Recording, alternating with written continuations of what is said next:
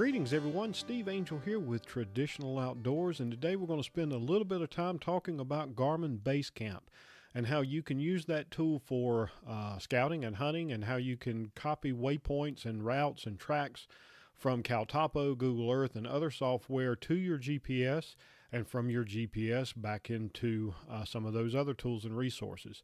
Now, we've covered most of those other tools and resources in other videos, so as we're going through some of those tools today, I'm not going to be getting into much detail on those. You may need to go back and watch some of those older videos if you have not already done so. Now, before we get started, first of all, I apologize for the delay in getting new content out, but it is hunting season, and I've pretty much been focused on hunting since about the 1st of September. However, today we've got a just nasty front moving through. It's cool, it's cold, it's windy, it's rainy. And I felt like there were more productive things that I could do instead of sitting in a tree stand all day. So let's talk about Garmin BaseCamp. So this is the software, and without these folders over here on the side, pretty much when you download this software, this is what you're going to see and be looking at. Now, there's not a lot of detail in this base map that comes with the software, so you're going to want to upgrade those, and I'm going to show you at a high level some of the maps that I've installed and talk about where you can get those. And then again, in some of the other videos, I showed you how to go about getting those maps free of charge. Now, first thing, if you don't already have Garmin BaseCamp installed, you're going to want to download it and install it. And to do that, you can just do a Google search for Garmin BaseCamp. The first link that come up will take you to this page, and if you scroll down to the bottom, you can see you can download for Windows or for Mac. Now, you'll notice that both are free. There is no cost for this software, and it's a great utility. If you don't own a Garmin GPS, it's still useful, but it definitely has its limitations. And I'll be honest, if I didn't own and use Garmin GPSs, I probably wouldn't bother with this software. But if you own a Garmin, it's priceless. So download and install the software. I'm not going to walk through how to do that. It's fairly straightforward. You may have to also install the Microsoft .NET framework, which can be a bit more challenging than even installing this software. But these days, it's pretty straightforward to get it downloaded and installed. So once you've got it downloaded the software and installed it, launch Garmin BaseCamp, and again, this is kind of the view that you'll see without these folders and lists over here that I've created. It'll be just a base map, and this is the layout that you'll see, and like I said, it'll probably default to this North America 100K map, which is pretty much useless. So before we go into how to change some of this, I want to walk through basically the bare essentials as far as the toolbar up here. By default, you'll be on the pan, which is the hand, and that's mostly what you're going to use most of the time. This is what will allow you to move the map around the screen. You can use your scroll wheel on your mouse to zoom in and out. Pretty standard stuff here. If you wanted to zoom in by clicking the mouse, you can do it here. Again, I use the scroll wheel. It's much easier. The measure tool is the same as what we saw in Google Earth and Caltopo. You can pick a point, measure between the 2 points, and it'll tell you the distance. If you want to create waypoints actually in Garmin BaseCamp, you can do that with this tool here. So if I wanted to click anywhere on the map, it would drop a waypoint, and then I can give it a name. I can see the GPS coordinates, etc. And then ultimately, if I wanted to, I could copy it into my GPS. Again, for the most part, I don't do much of that in BaseCamp. I do most of that in Caltopo or Google Earth, and then I import and export those waypoints wherever I want to. Again, the interface isn't bad. It's just there are better interfaces out there to actually look at more detail than what you can get in Garmin BaseCamp most of the time. If you want to create a route, you can do that here and then drop specific spots on the map. You can see I've got a little pencil there to show you how to drop it. And the same thing really with a track. The only difference between a route and a track is the route allows you to set specific stopping points that are registered as independent points, where a track is really just following a line. And that's pretty much it. The rest of this, I'll let you figure out on its own, your own. It's not critical to what we're going to be talking about here. So next, let's talk real briefly about maps. I mentioned this base map. You'll see here that I've also got one for Georgia. This one came from the GPS File Depot. There is another video out on that. I will put a link in the file notes, or maybe I'll even link it in this video. But if you want to download topo maps at higher detail than what this comes with, and you will want to do that, go to GPS File Depot. You can download the map, you can load it on your computer, and then it'll show up in Garmin BaseCamp. The only thing I will tell you is if you have Garmin BaseCamp running and you install a map from GPS File Depot, you will need to restart Garmin BaseCamp for that map to show up in the list. So if I click on Georgia Topo here, you can see I got a lot more detail, a lot more lines. It's just a higher detail map than the default that comes with it. And I think I've also got Michigan here, and I've got Wyoming, which were states that I've hunted in the last couple of years. So those are much better maps than the default. I highly recommend you go grab some of those. The next, we'll talk about your library and your collection over here. Now, I've got multiple folders here. Folders are very easy to create. You just right click on my collection and do a new list folder, and it's really just a way to categorize and organize your waypoints so that you can effectively manage them. You may not want to see waypoints for this WMA if you're going to this WMA, or maybe you're organizing by state. There's all kinds of ways you can do this, but that's all it is for organization.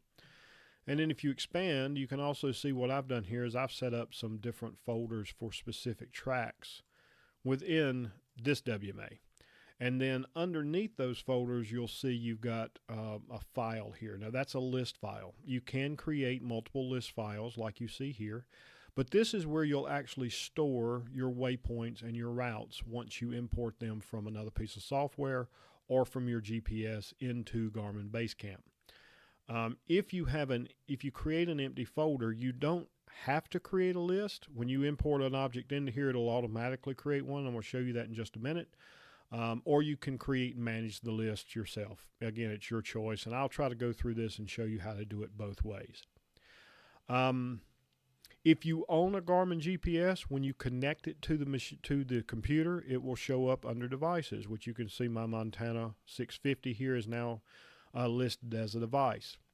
Any other waypoints and routes that I save on the GPS or copy to the GPS are going to be in this internal storage folder. 90% of the time. I don't know that I've ever seen them show up here in user data. That's typically where if you take photographs from your GPS, it'll show up. But waypoints and routes typically are on this internal storage folder. And you can see I've got a long list here.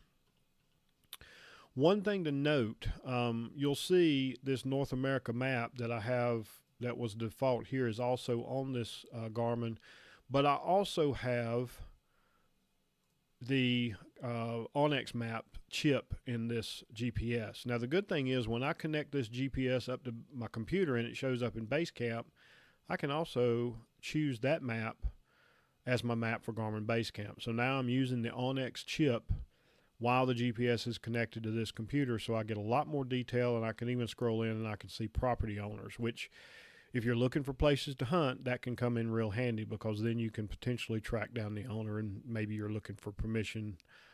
So it does come in real handy beyond just knowing that you're not trespassing on somebody else's property if you're on public land. So keep that in mind. If you've got a map on your GPS, you can navigate and use it here in the Garmin BaseCamp.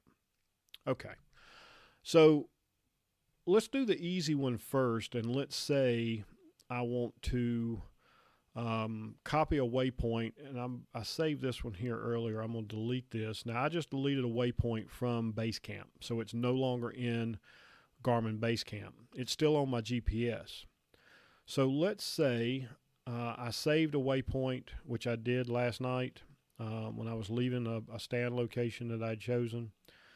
And this is the waypoint. It was just 11/30/18. That was the date and an abbreviation of the location.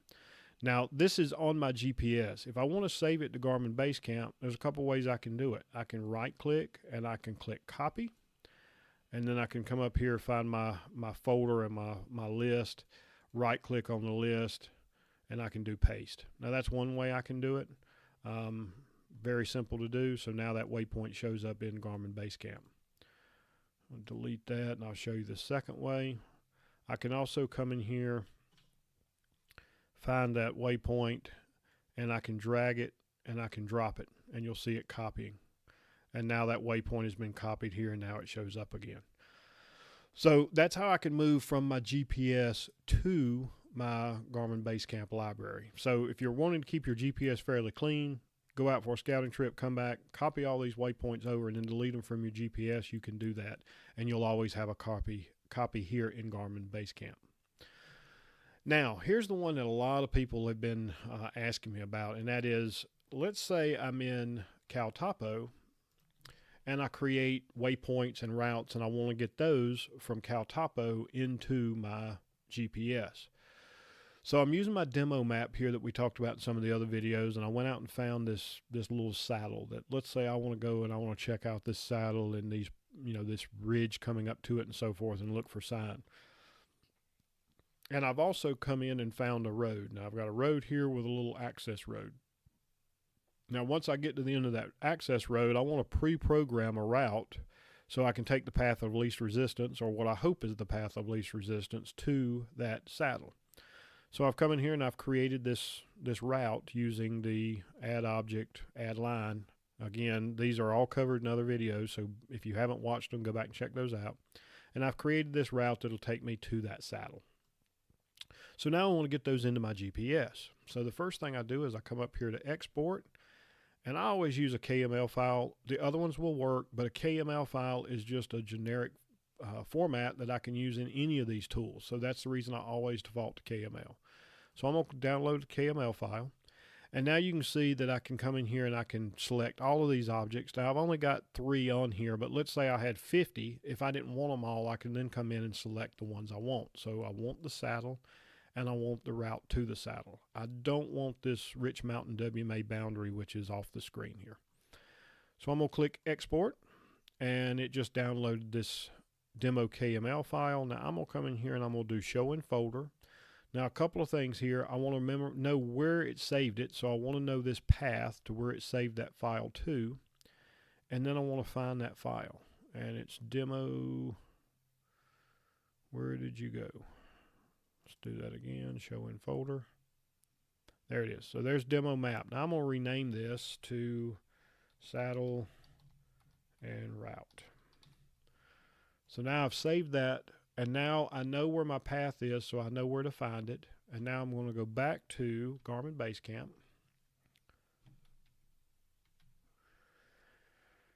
And the first thing I have to do is I have to select where I'm going to import this to. Now, I'm going to use this demo map because this is something that I'm just using for this video. I don't know if I'll ever even go to that location, so I can clean it up fairly easily. But you'll notice that there's no list under this like there is under some of these others.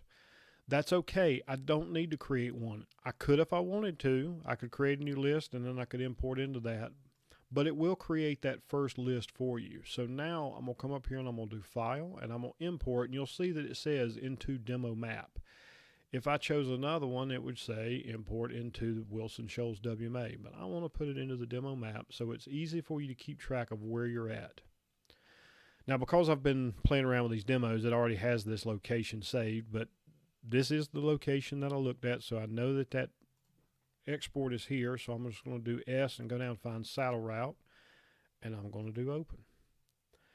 And now you see it created a list called saddle route, which is the same thing as name as the export. And now I've got my saddle and I've got my route to that saddle, and you can see that it's in the same location. There's the saddle between those 2 hills, there's my route, and there's that road that I looked like it ended there. Now on here it looks like it goes a little further. And that's a good thing to note. Sometimes these different maps will show different things on the screen, which is one reason we always put boots on the ground to verify that what's on the map actually shows up in real life. So now I've got this saddle and I've got the route to the saddle stored from my export from Cal Topo. Now if I wanted to, I can come in here and I can modify this. So if I open this up and it's dark gray, I can change this to any color I want so that it's easier to see. You're not stuck with what comes in from your export. Just keep that in mind. You can rename it if you wanted to. You can do all kinds of things with this. And you'll see that it's got all these different indexes. This is the places where I clicked as I was dropping this route onto the map. So now, if I come back down here to internal storage on my GPS, if I want to copy these over, let's say I want just the saddle. I can take that and I can drag it and I can drop it. Or I could do copy and paste. I typically like to use the drag and drop method, so I'm going to come back up here to this.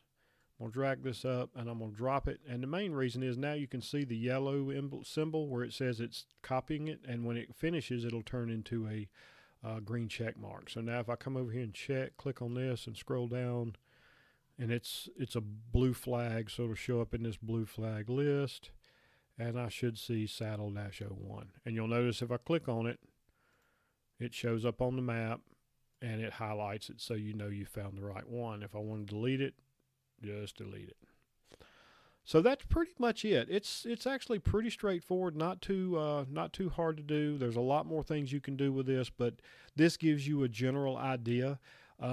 If I wanted to, I didn't import that route, but I'm going to come in here and I'm just going to find a route. Don't want to show that one.